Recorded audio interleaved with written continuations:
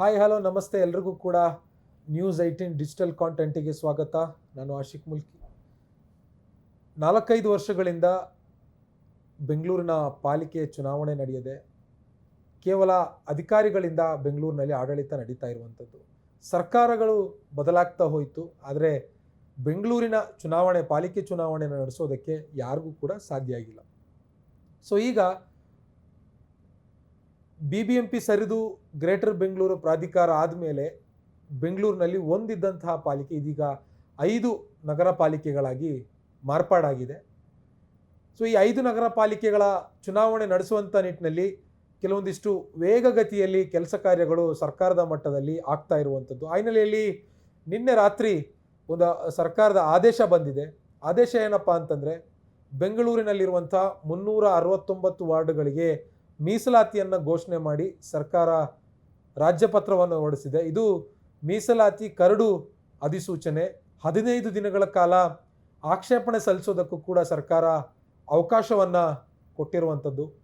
So ಹಾಗಿದ್ರೆ ಈ 369 ಈ ಹಿಂದೆ BBMP ಇದ್ದಂಥ ಸಂದರ್ಭದಲ್ಲಿ 198 ವಾರ್ಡ್ಗಳಿಗೆ ಚುನಾವಣೆ ನಡೆದಿತ್ತು. ಅದಾದಮೇಲೆ ವಾರ್ಡ್ ಡಿಲಿಮಿಟೇಷನ್ ಆಗಿ 250 ಹೀಗೆ ಈ ರೀತಿಯಾಗಿ ಅದನ್ನು ರಿಶಫಲ್ ಮಾಡ್ತಾ ಹೋದರು. ಇದೀಗ ಅಂತಿಮವಾಗಿ 369 ವಾರ್ಡ್ಗಳಿಗೆ ಗ್ರೇಟರ್ ಬೆಂಗಳೂರು ಪ್ರಾಧಿಕಾರದ ವ್ಯಾಪ್ತಿಯಲ್ಲಿರುವಂಥ 5 ನಗರ ಪಾಲಿಕೆಗಳಿಗೆ ಚುನಾವಣೆಯನ್ನು ನಡೆಸೋದಕ್ಕೆ ಸರ್ಕಾರ ಮೀಸಲಾತಿಯನ್ನು ಘೋಷಣೆ ಮಾಡಿರುವಂಥದ್ದು. ಹಾಗಿದ್ರೆ ಎಷ್ಟೆಷ್ಟು ಯಾವ್ಯಾವ ಸಮುದಾಯಗಳಿಗೆ ಮೀಸಲಾತಿ ಘೋಷಣೆ ಆಗಿದೆ ಅನ್ನುವಂಥದ್ರ ಬಗ್ಗೆ ನಾನು ಎಕ್ಸ್ಪ್ಲೈನ್ ಮಾಡ್ತಾ ಹೋಗ್ತೀನಿ. ಮುಖ್ಯವಾಗಿ ನಾವೀಗ 5 ನಗರ ಪಾಲಿಕೆಗಳಿದೆ.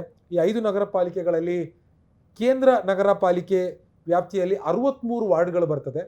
ಸೊ ಈ 63 ವಾರ್ಡ್ಗಳ ಪೈಕಿ 11 ವಾರ್ಡ್ಗಳನ್ನು ಅಂದರೆ 11 ಸ್ಥಾನಗಳನ್ನು 11 ವಾರ್ಡ್ಗಳನ್ನು ಸ್ಕೆಡ್ಯೂಲ್ಡ್ ಕಾಸ್ಟ್ ಅಂದರೆ SC ಸಮುದಾಯಕ್ಕೆ ಮೀಸಲಿಡುವಂತೆ ಸರ್ಕಾರ ನಿರ್ಧಾರ ಮಾಡಿರುವಂಥದ್ದು.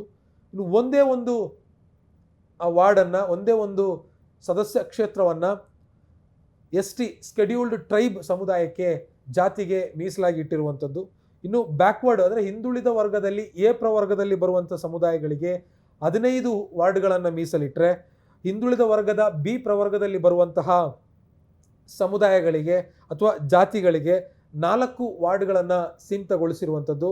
ಇನ್ನು ಜನರಲ್ ಕೆಟಗರಿಯಲ್ಲಿ 32 ವಾರ್ಡ್ಗಳನ್ನು ಸೀಮಿತಗೊಳಿಸಿ ಸರ್ಕಾರ ಆದೇಶವನ್ನು ಮಾಡಿರುವಂಥದ್ದು. ಇದು ಕೇಂದ್ರ ನಗರ ಪಾಲಿಕೆ ವ್ಯಾಪ್ತಿಯಲ್ಲಿ ಬರುವಂಥ 63 ವಾರ್ಡ್ಗಳ ಪೈಕಿ ಈ ರೀತಿಯಾಗಿ ಮೀಸಲಾತಿಯನ್ನು ವಿಂಗಡಣೆ ಮಾಡಿರುವಂಥದ್ದು. ಇನ್ನು ಪೂರ್ವ ನಗರ ಪಾಲಿಕೆಯಲ್ಲಿ 50 ವಾರ್ಡ್ಗಳಿದ್ದಾವೆ, ಒಟ್ಟು 50 ಸಂಖ್ಯೆ ಇದೆ. ಸೊ 50 ಸಂಖ್ಯೆಯ ಪೈಕಿ ಸ್ಕೆಡ್ಯೂಲ್ಡ್ ಕಾಸ್ಟ್ ಅಂದರೆ SC ಸಮುದಾಯಕ್ಕೆ 7 ಸ್ಥಾನ, ಸ್ಕೆಡ್ಯೂಲ್ಡ್ ಟ್ರೈಬ್ಗೆ 1 ಸ್ಥಾನ, ಬ್ಯಾಕ್ವರ್ಡ್ ಕ್ಲಾಸ್ ಅಂದರೆ ಹಿಂದುಳಿದ ವರ್ಗದ A ಪ್ರವರ್ಗಕ್ಕೆ 14 ಸ್ಥಾನ, ಬ್ಯಾಕ್ವರ್ಡ್ ಕ್ಲಾಸ್ನಲ್ಲಿ B ವರ್ಗಕ್ಕೆ 3 ಸ್ಥಾನ, ಜನರಲ್ ಅಂದರೆ ಸಾಮಾನ್ಯ ಕೆಟಗರಿಯಲ್ಲಿ 25 ಸ್ಥಾನವನ್ನು ನಿಗದಿ ಮಾಡಿರುವಂಥದ್ದು.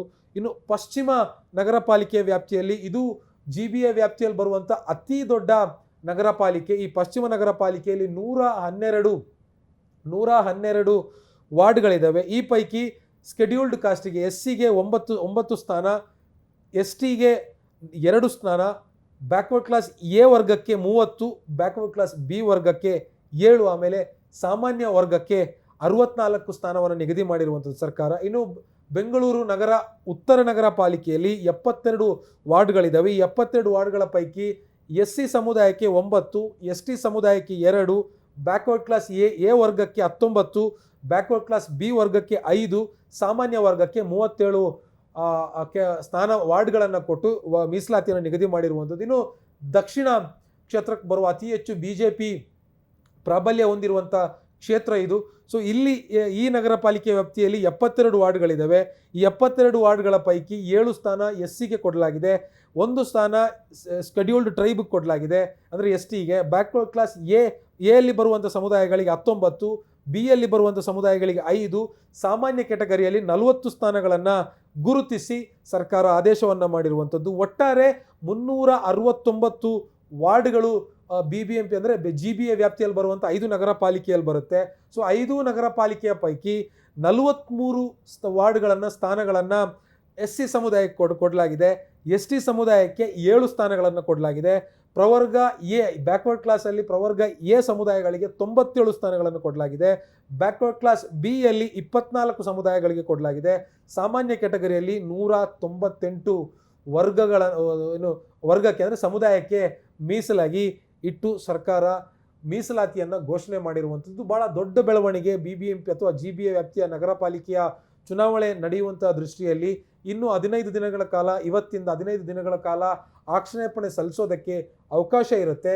ಯಾರಾದರೂ ಕೂಡ ಆಕ್ಷೇಪಣೆ ಸಲ್ಲಿಸೋರಿದ್ರೆ ಪಾಲಿಕೆ ತಮ್ಮ ವಲಯ ಅಥವಾ ತಮ್ಮ ನಗರ ಪಾಲಿಕೆಯಲ್ಲಿ ಹೋದರೆ ಅಲ್ಲಿ ಆಕ್ಷೇಪಣೆ ಸಲ್ಲಿಸೋದಕ್ಕೂ ಕೂಡ ಅವಕಾಶ ನೀಡಲಾಗಿದೆ.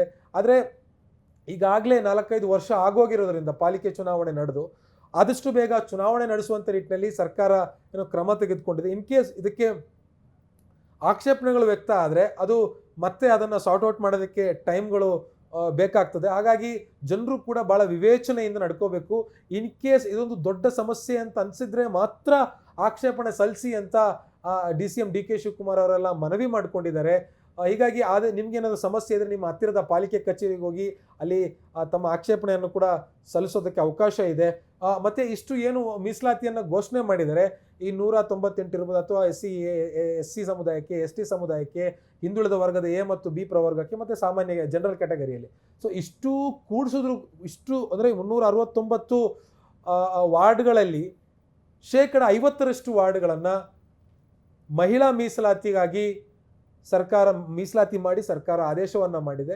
ನೀವು ಈಗ ಏನು ಯಾವ್ಯಾವ ಸಮುದಾಯಗಳಿಗೆ ಏನು ಮೀಸಲಾತಿಯನ್ನು ಕೊಡಲಾಗಿದೆ ಈ ಪೈಕಿ 50 ವಾರ್ಡ್ಗಳಲ್ಲಿ ಮಹಿಳಾ ಸ್ಪರ್ಧಿಗಳೇ ಕಣದಲ್ಲಿರಬೇಕು ಅನ್ನುವಂಥದ್ದನ್ನು ಸರ್ಕಾರ ಬಹಳ ಸ್ಪಷ್ಟವಾಗಿ ಆದೇಶದಲ್ಲಿ ಉಲ್ಲೇಖ ಮಾಡಿರುವಂಥದ್ದು. ಹೀಗಾಗಿ ಇದು ಕೂಡ ಒಂದು ಖುಷಿಯ ವಿಚಾರ. ಮಹಿಳೆಯರಿಗೆ ಚುನಾವಣೆಯಲ್ಲಿ ಪಾಲ್ಗೊಳ್ಳೋದಕ್ಕೂ ಕೂಡ ಒಂದು ದೊಡ್ಡ ಅವಕಾಶ. ಸಾಮಾನ್ಯವಾಗಿ ಗಂಡಸರೇ ನಿಂತ್ಕೊಳ್ತಾರೆ ಚುನಾವಣೆಯಲ್ಲಿ. ಸೊ ಹೀಗಾಗಿ 50% ಮಹಿಳೆಯರು ಈ ಬಾರಿ ಪಾಲಿಕೆಯ ಸದಸ್ಯತ್ವ ಪಡೆಯುತ್ತಾರೆ ಅನ್ನುವಂಥದ್ರಲ್ಲಿ ಯಾವುದೇ ಅನುಮಾನ ಇಲ್ಲ. ಯಾವ ಪಕ್ಷದಿಂದ ಆದರೂ ಕೂಡ 50 ಮಹಿಳೆಯರು ಅಂದರೆ 50% ಮಹಿಳೆಯರು 369 ವಾರ್ಡ್ಗಳ ಪೈಕಿ 50% ಮಹಿಳೆಯರು ಪಾಲಿಕೆಯ ಪುರಪಿತೃಗಳಾಗಿ ಅವಕಾಶವನ್ನ ಪಡೀತಾರೆ.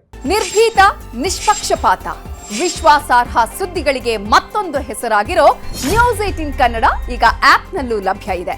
ದಯವಿಟ್ಟು ಇಲ್ಲಿರೋ QR ಕೋಡ್ ಅನ್ನು ಸ್ಕ್ಯಾನ್ ಮಾಡಿಕೊಂಡು ಆಪ್ ಡೌನ್ಲೋಡ್ ಮಾಡೋದಕ್ಕೆ ಮರಿಬೇಡಿ. ನಿಮ್ಮ ಬೆಂಬಲ ಹೀಗೆ ಸದಾ ನಮ್ಮೊಂದಿಗಿರಲಿ. ಧನ್ಯವಾದ.